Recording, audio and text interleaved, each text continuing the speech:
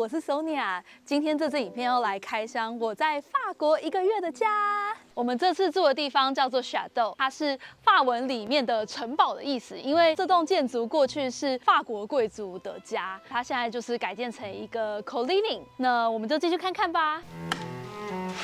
首先我们会进来的是城堡巨大的玄关，在这里大家就可以看到有2个白板，一个是这里负责人的班表，然后第2个就是我们 Château 的 weekly agenda， 1周会有固定3天的瑜伽课，有时候会在室内，有时候也会在室外草地。礼拜天也会固定是我们的可丽饼早餐，那其他的晚上就比较像是 free night， 大家就可以在 family meeting 的时候去提议说 skill share 啊，或是像我们今天晚上就会有一个 barbecue night。那这个巨大的玄关会通到3个地方，第1个是客厅，第2个是饭厅，第3个就是有一个楼梯可以带我们到楼上的房间。首先先带大家进来客厅看看，我觉得这个房间应该是所有公共空间里面我最喜欢的一个地方，因为它的颜色超级可爱，是一个鹅黄配上一个有点蒂芬尼蓝的颜色组合的，而且这里的采光非常好，有非常大面的窗户，可以直接看到户外充满绿意的景色。那讲到这个房间，就不得不提到这位女士，她是来自南法，稍微对诺曼底有点了解，就会知道这里其实是一个非常容易下雨的城市。那来自南法的她就非常不适应，所以才把整个房间设计成这样子的颜色。那这里就是我们的沙发区，我们平常会在这里举办电影之夜，然后在这里也习得了一个新的习惯，叫做 apéro， 大家就会把 cheese 啊，把酒带出来，吃点小点，聊天这样子。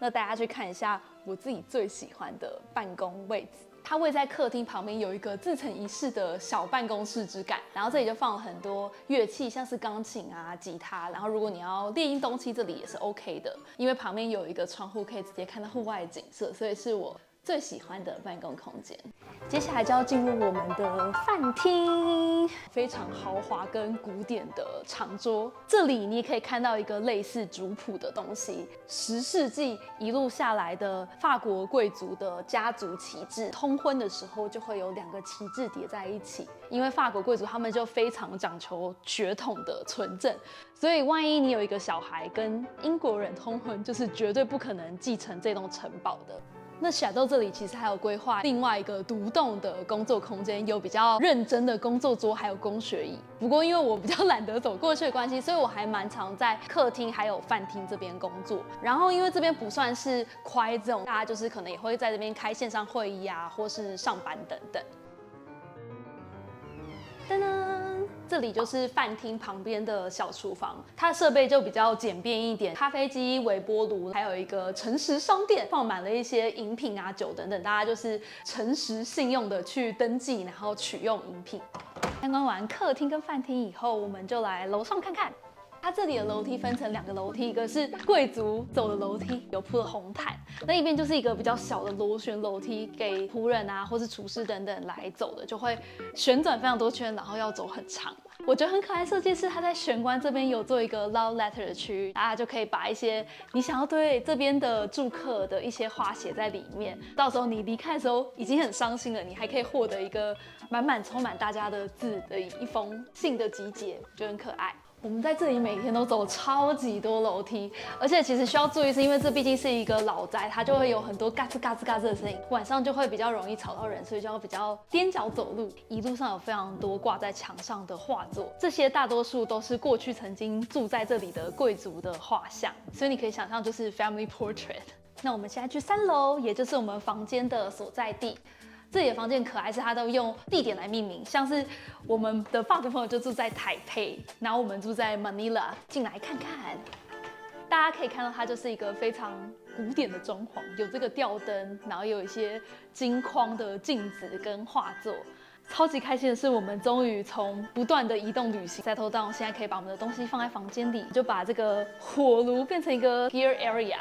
这里就是我们的衣柜，它虽然就不是有抽屉或是挂钩的那种，但我们就是稍微用我们的旅行分装袋把它弄出一些隔间，放一些运动的东西，还有摄影器材等等。再过来的窗边，我就把它当做一个我自己的化妆台，因为这里的采光比较好，如果照镜子的话就会有光。放了一排我的化妆品啊、吹风机、梳子等等。再过来呢，这边这个书桌就是 Ken 的工作桌，因为他平常工作比较需要视讯。所以比较难跟大家一起工作，需要有一个独立的空间。那再过来，这里的门就会通到我们的浴室。比较特别的是，这里的浴室我们会跟隔壁的房客共用，然后这个房客就是我们的好朋友 Theo。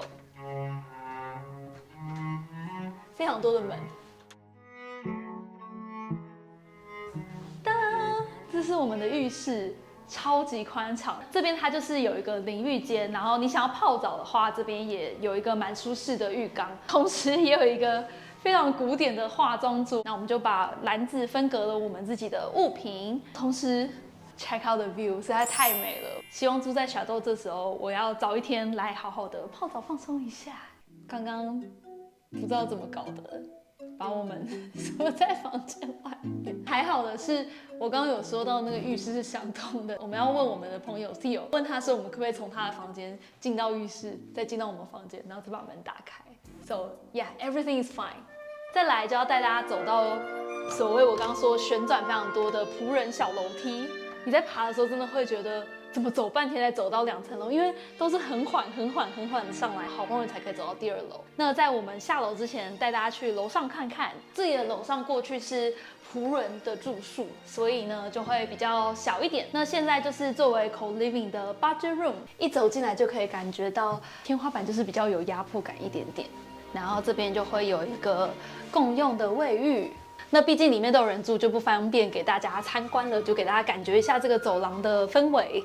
那现在就要走我们刚刚说到的那个旋转螺旋小楼梯了。很有趣的是，这个小楼梯就别于我们刚刚那个大楼梯，它是会通到厨房的。以前的有钱人是不需要煮饭，这只有仆人才需要去厨房。那我们下去厨房看看。抵达厨房前也会到我们的 laundry room。在纳粹时期的时候，这里曾经被占领过，可以发现纳粹的那个符号。不过现在当然看到就有一种不太吉利的感觉，所以就有用一个不知道什么东西把它盖住。那这里就是我们的 laundry room， 有一个洗烘干机。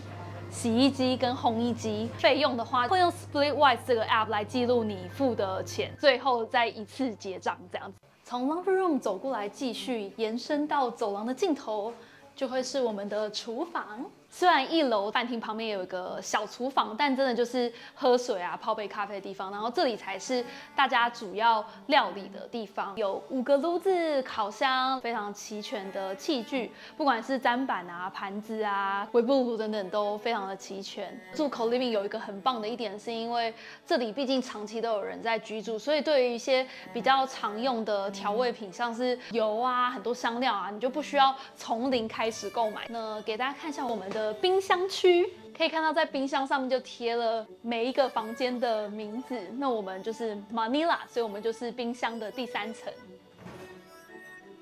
，like so。同时呢，你也会看到冰箱上面有标记一些 share， 有一些住客他们离开的时候，还有一些剩下的食材就可以把它留下来。料理的时候，你也可以从 share 的地方找一些你需要的食材来运用。那这里这整排橱柜就是放干燥不需要冰的一些食材，目前就放了一些米。quinoa， 然后还有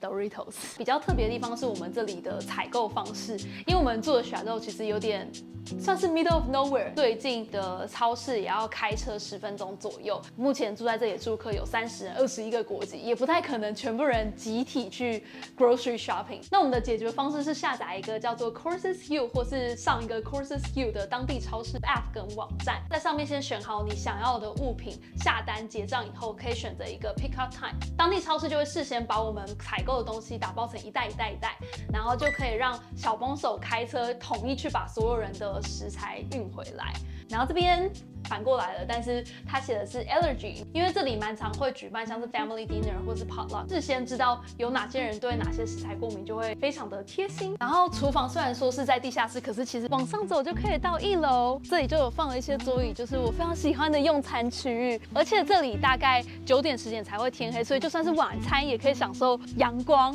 然后还有户外的晚餐。那如果你觉得在这里直晒有点太热的话，后面那边其实有搭建一个 tent， 然后它同时也是一个 dining area， 想要在那边吃饭也没有问题。这里就是我们晚上的 barbecue area， 那边就有一个 grill， 然后同时这边又是超可爱的，有很多的砍过的树，然后同时你也可以在这里生火，是不是超糗？来到后面这边还有一个三角形的帐篷。至于为什么架这么高呢？就是因为高一点就可以去躲掉地上的蚊虫 ，which 我不知道怎么爬上去。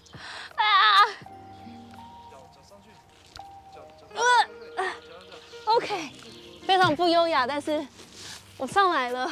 我真的超爱这里的哎！我们前几天做瑜伽的时候，在户外，你真的就是可以听到鸟叫声，然后你目光所及，什么视线延到你的手指头，你就可以看花、看树。日照时间很长，所以你会觉得你的每天也都被拉到很长、很长、很长。刚刚躺了一下，真的觉得太赞了。之前可能没有在影片提到，但我小时候是那种家里前后都是稻田，爬树、放风筝、骑脚踏车、喂鱼长大的人。一开始到台北读书工作的时候，都觉得还蛮不习惯的。我记得刚抵达 Shadow 的时候，我们开车一路从车站抵达这边的那个路上，就是非常非常的被大自然环绕。我记得我在车上就是忍不住就是一直露齿笑。我觉得就是大自然给我的一种魔力吧，真的会让我觉得心情比较平静，可以好好的生活在当下。